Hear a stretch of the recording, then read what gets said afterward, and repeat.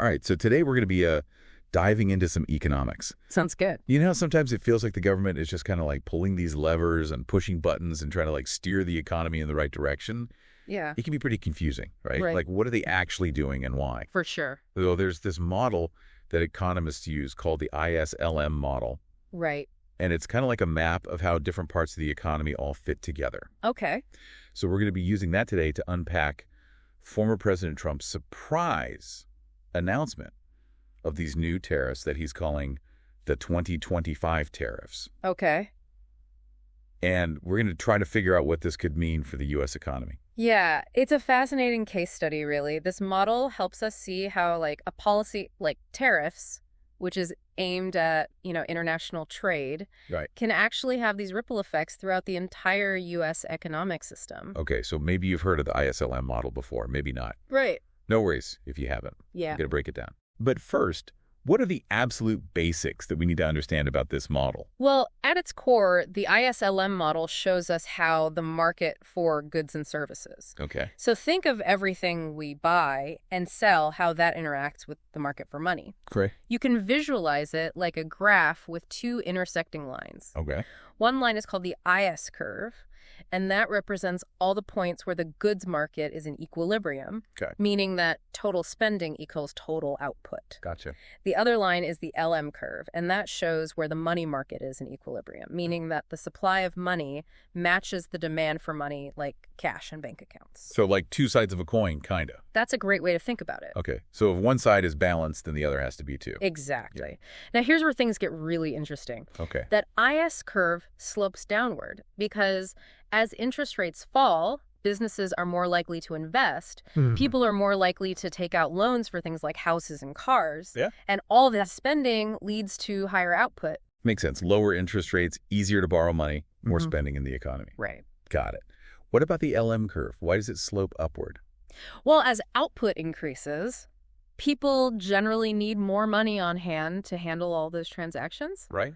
And this increased demand for money drives interest rates up, which is why the LM curve slopes upward. Okay. So the IS curve is all about spending and output. Yeah, And the LM curve is about the supply and demand for money. exactly. But how do we actually use this model to analyze something like Trump's 2025 tariffs? That's where the concept of equilibrium comes in. Okay. The point where the IS and LM curves intersect, that's where both markets are in balance and the economy is in a state of equilibrium. Okay. But things like government policies like these tariffs can shift these curves, Okay. leading to a whole new equilibrium point, and that can have big consequences. So it's not just a static picture. This model is showing us how things can change based on what's happening in the real world. Exactly. Okay.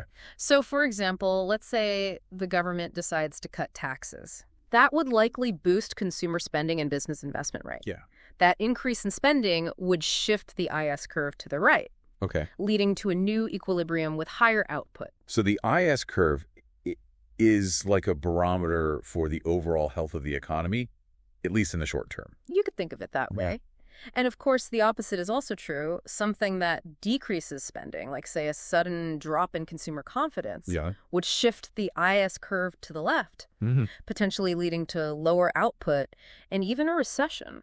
So events and policies can impact where that IS curve sits. Right. And that tells us something about the direction the economy's headed. Exactly. What about the LM curve, though? What kinds of things can shift that one? The LM curve is primarily influenced by actions taken by the central bank.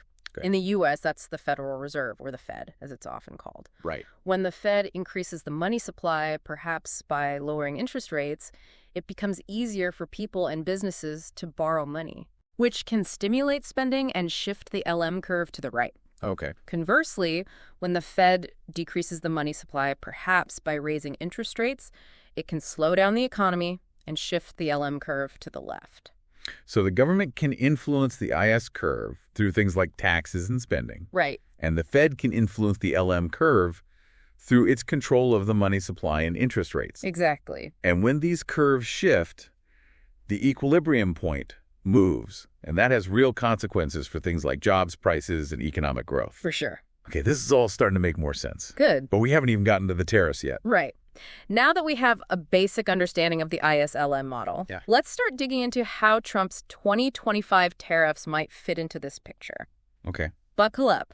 This is where things start to get really interesting. All right, I'm ready. Let's unpack this tariff situation. Okay. So you're telling me that, like, adding these tariffs can actually, like, shift that IS curve that we were talking about. Yeah. What does that actually look like in the context of this model? Well, remember, tariffs make imported goods more expensive for consumers in the U.S. Right. So this means people might buy fewer imported goods, Okay. which could sound good at first, right? Yeah. Protecting American businesses. Yeah. But it's not that simple. I have a feeling there's a but coming. There is. Yeah. When we buy fewer imported goods, other countries often retaliate. They put their own tariffs on our goods, making it harder for U.S. businesses to sell their products abroad. Okay. And the result is a decrease in both imports and exports, leading to a reduction in what economists call net exports. Okay, so help me out here. Remind me what net exports actually means. Sure, think of it as the difference between what we sell to other countries, exports, and what we buy from them, imports. Okay. Net exports are actually a key part of aggregate demand, which directly influences the position of that IS curve. So when net exports go down, the IS curve shifts to the left. Exactly. Yeah. And that leftward shift means a new equilibrium point with potentially lower output for the U.S. economy. And there are a few other ways these tariffs could complicate things. For example, they introduce a lot of uncertainty into the market. Right? Businesses thrive on predictability. Yeah. And when they're unsure about future trade policies, Yeah. they might hold back on investing and expanding. That makes sense. If you don't know what the rules of the game are going to be, you're probably not going to make any big moves. Precisely. And decreased investment also contributes to a leftward shift of that IS curve. Right. Further potentially dampening economic output. Okay, so we've got these tariffs potentially like slowing down the economy by reducing net exports, Right. discouraging investment. Yeah. But what about prices? Does all of this affect inflation? It absolutely can. Remember, tariffs make those imported goods more expensive. Right. Those increased costs often get passed along to us, the consumers, in the form of higher prices for just about everything. So not only could the economy slow down, but things could also get more expensive. That doesn't sound good for anyone. What does all of this mean for the Federal Reserve? The folks who are supposed to keep inflation under control. Right. What can they even do in this situation? This is where the Fed faces a really tough dilemma. Okay. They have to weigh the risks of raising interest rates to combat inflation against the risks of potentially exacerbating the economic slowdown caused by those tariffs. So they're stuck between a rock and a hard place. Yeah, pretty much. How do these choices play into the ISLM model that we've been talking about? So if the Fed decides to raise interest rates to fight inflation, Okay. it would essentially decrease the money supply, Okay. and that shifts the LM curve representing the money market to the left. It's like putting the brakes on the economy a bit harder. Okay. I'm seeing now how these curves can be used to visualize the impact of different decisions. Yeah. What if they decide not to raise interest rates? Well, if they focus on trying to counter the economic slowdown by keeping interest rates low, that would increase the money supply, shifting the LM curve to the right. Okay. But doing that could risk letting inflation spiral out of control? Oh, so it's a real balancing act. It is. Raise rates Yeah. and potentially worsen the slowdown or keep them low and risk higher inflation. Exactly. What are economists predicting is going to happen? Are we heading for a recession, or is inflation going to get out of hand? It's hard to say for certain. The final outcome really depends on which force, inflation or the economic slowdown, ends up being more dominant. Okay. If inflation becomes the bigger issue and the Fed raises rates aggressively, we could see a situation economists call stagflation. Stagflate. That sounds ominous. What exactly does that mean? Stagflation is a combination of high inflation and stagnant economic growth. Okay. It's a particularly challenging situation to deal with because the usual tools for fighting inflation, like raising interest rates, can actually worsen the slowdown. Right. And policies aimed at stimulating the economy, like lowering interest rates or increasing government spending, can further fuel inflation. Yikes. So stagflation is like a double whammy for the economy. Pretty much. Are there any historical examples of stagflation that might give us a clue as to what to expect? Actually, yes. One of the most well-known examples of stagflation occurred in the United States during the 1970s. Okay. A combination of factors, including rising oil prices, government spending on the Vietnam War, and expansionary monetary policy, Right. led to a period of high inflation and slow economic growth. So we've seen this happen before, and it wasn't pretty. Not really. Is there anything that can be done to prevent stagflation? or at least mitigate its effects if it does happen. It's a tough problem to tackle, but there are some potential policy options. Okay. Supply-side policies aimed at boosting productivity and reducing bottlenecks in the economy can help to increase output without fueling inflation. Okay, so instead of just trying to manage demand through things like interest rates and government spending, Right. we need to focus on making the economy more efficient and productive. Exactly. Another approach is to focus on policies that promote competition and innovation. Okay, as these can help to bring down prices and increase economic dynamism. So fostering a more competitive and innovative environment could help to keep both inflation and economic stagnation in check. Right. This is all pretty complex stuff. I have to admit, I'm feeling a little overwhelmed. Yeah. How can we, the average people, even begin to make sense of all of this? What's definitely a lot to take in. Yeah. One thing to remember is that the ISLM model, while useful, is just a simplified representation of a very complex system. Okay. It's a good starting point for understanding how different parts of the economy fit together, Right? but it doesn't capture every nuance or every potential outcome. So we should be careful about drawing too many firm conclusions from this one model. Probably a good idea. What else should we keep in mind? Well, it's important to remember that economics is not an exact science. There are always different perspectives, different schools of thought, and different interpretations of the data. Right. What might seem like a clear-cut cause and effect relationship in one context could be much more complex and nuanced in another.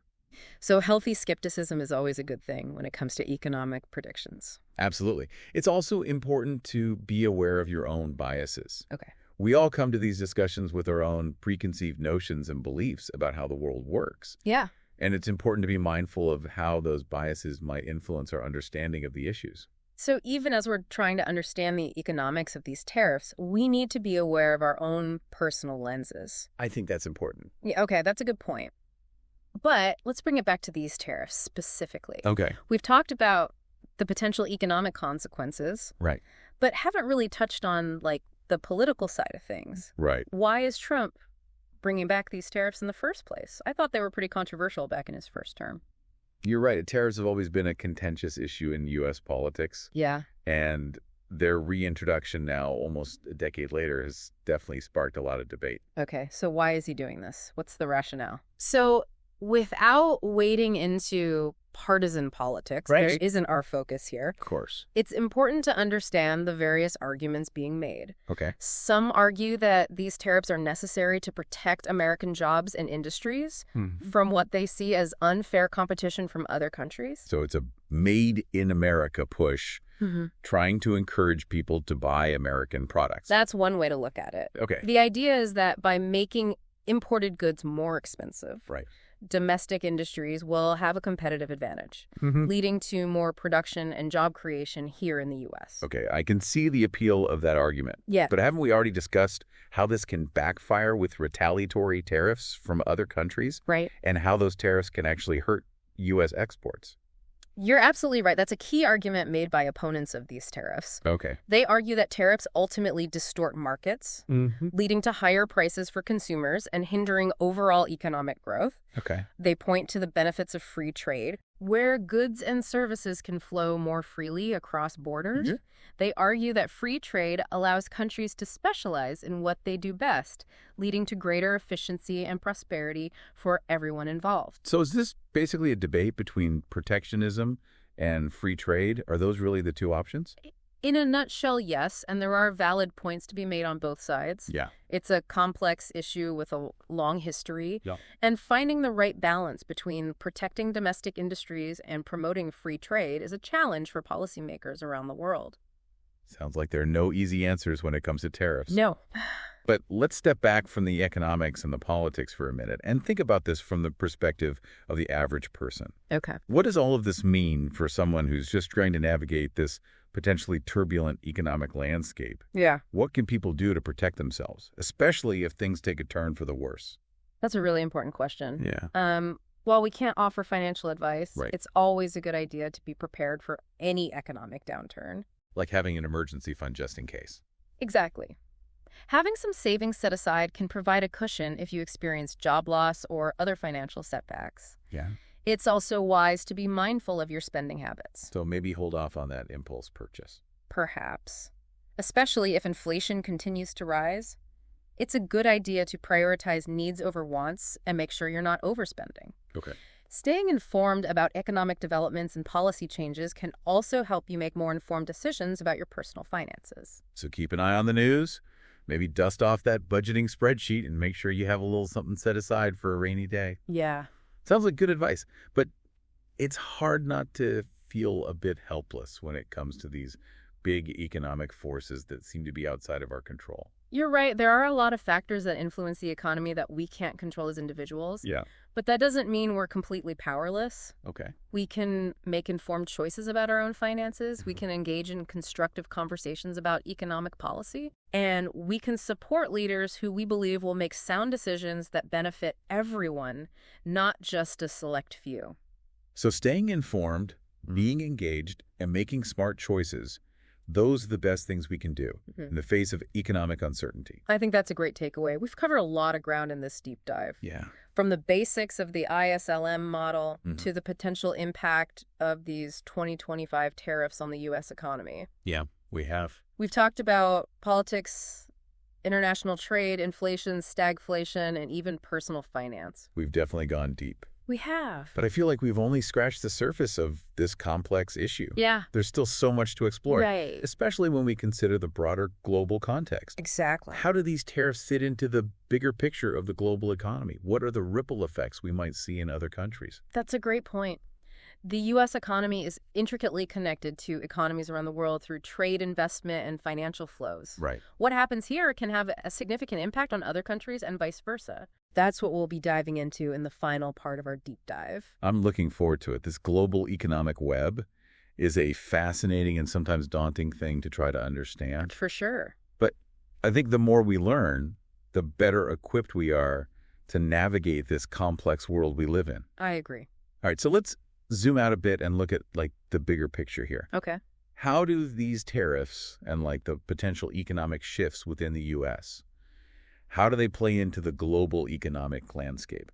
Well, the U.S. economy, it's influential as it is, it doesn't operate in isolation. Right. It's deeply interconnected with economies all over the world through things like trade and investment and those financial flows that we talked about earlier. What happens in one part of the world can have ripple effects that reach, across the globe. Okay, so let's say these tariffs do have the impact that we've been discussing. Right. Potentially slowing down the U.S. economy, maybe even leading to higher prices. How might that impact other countries? Especially those major economies that are closely tied to the U.S. Let's take China as an example. Okay. The world's second largest economy and a major trading partner of the U.S. Right. If the U.S. economy slows down, that could reduce demand for Chinese goods, potentially hurting their export sector. So a slowdown here could actually ripple outwards and impact growth in other countries as well. Exactly.